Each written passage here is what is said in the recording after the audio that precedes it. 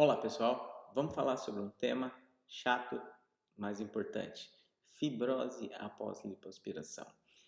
Por que acontece? Como eu previno? Como eu trato? Vem comigo aqui até o final. Bom, primeira coisa, o que é fibrose? Fibrose nada mais é do que um acúmulo de tecido embaixo da pele, no subcutâneo, após a lipoaspiração, como se fossem uns grumos endurecidos, algumas áreas endurecidas que ocorrem em algumas semanas após a cirurgia, tá? E a fibrose nada mais é do que acúmulo de tecido cicatricial.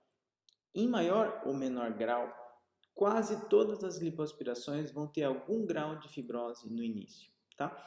Mas a maioria delas é para se resolver espontaneamente ou com tratamento ao longo do tempo. Então, no começo, o organismo produz muito tecido cicatricial e ele se organiza nesses grumos e ficam endurecidos embaixo da pele. E com o tempo a tendência é melhorar muito, tá? Então a maioria deles vai ser transitória. Por que acontece? Por que acontece? Isso é muito importante a gente ressaltar aqui. Imagine que nessa parte vermelha aqui é o músculo, aí nós temos na parte amarelinha a gordura superficial, aqui em P nós temos a pele, a gordura superficial e a gordura profunda, tá? Inicialmente, a gente foi treinado, as técnicas vão mudando, vão tendo indas e vindas e alguns conceitos vão se alterando ao longo dos anos, tá? Quando eu me formei, por exemplo, a gente era orientado a falar, ó, você só pode fazer lipoaspiração, remover a camada profunda da gordura, não mexa na camada superficial de forma alguma, que senão vai te dar problema, vai causar fibrose, vai causar irregularidades sobre a pele. Tá?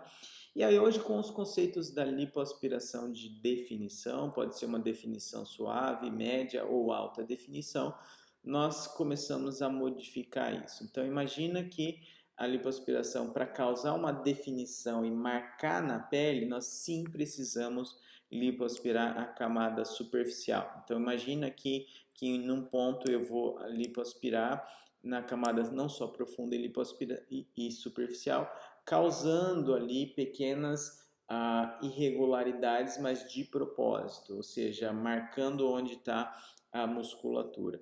E aí que vem alguns outros problemas trazendo para a gente que a gente não tinha tanto, que é as fibroses se mostram mais, não quer dizer que elas são mais frequentes, mas como você lipoaspirou a camada superficial também, se toda a minha lipo persistir e ficar só nessa camada profunda, as fibroses que eventualmente estão ali não são visíveis nem palpáveis porque eu ainda tenho um recheio de cima que é a camada superficial da gordura.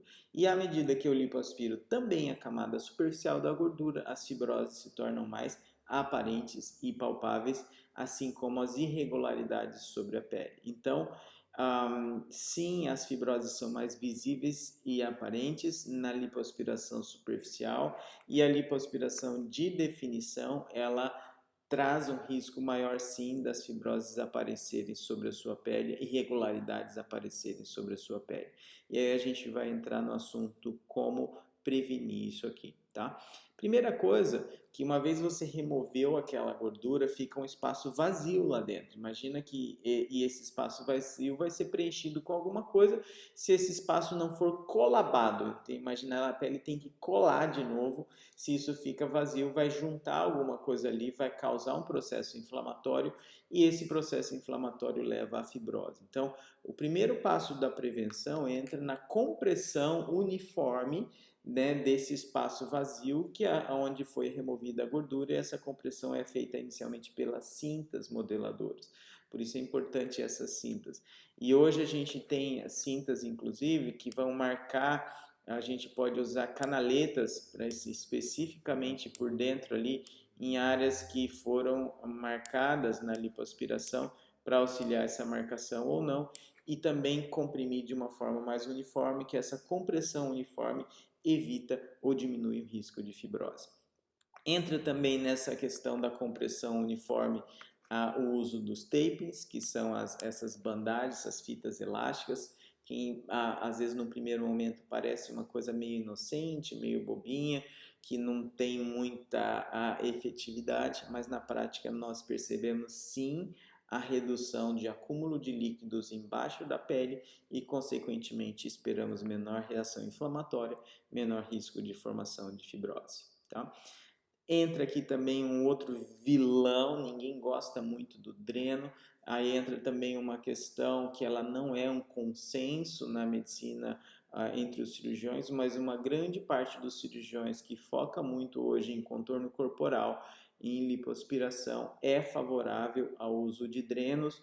Por quê? Porque essa sanfoninha ela vai ficar puxando esses líquidos para fora, o sangue fora do vaso, da veia e da artéria, ele acumulado embaixo da pele, aquelas manchas roxas, pretas, ela causa um maior processo inflamatório. Então, quando a paciente não tem esse acúmulo de líquido embaixo da pele, naturalmente a chance de você desenvolver fibrose e reação inflamatória exacerbada diminui. Então, o dreno, eu brinco que é um mal necessário.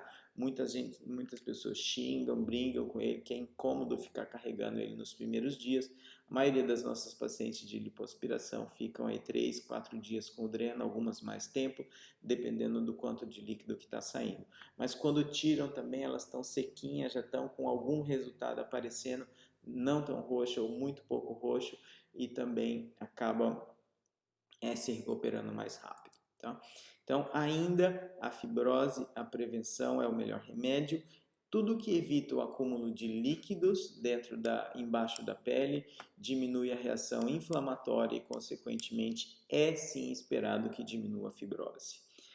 O tratamento, caso depois ela tenha se instaurado, né, o tratamento, o acompanhamento fisioterápico pós-operatório é diferente de só drenagem, não tem nada a ver.